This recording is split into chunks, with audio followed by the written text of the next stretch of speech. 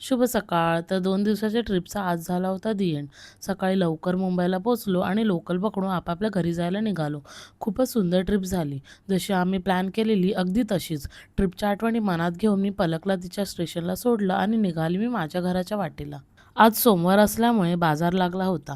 मी थकलेली असल्यामुळे काही न बघता थेट घरचा रस्ता गाठला आणि घरी आल्या-आल्या इथे आली होती आमची कस्तुरी मला दर्शन द्यायला. का तुला भेटायला आली आल्याल्या?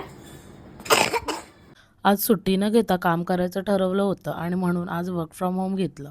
थकल्यामुळे आणि कामाचा लोड फार असल्यामुळे जेवण घरी न बनवता दुपारी बाहेरच जेवायचं ठरवलं. मी आणि नितेशने मस्त थालीचा आस्वाद घेतला आणि घरचा रस्ता गाठला. घरी आल्या-आल्या मी सगळ्यांना आणलेल्या गोष्टी नितेशला अनबॉक्स करून दाखवल्या.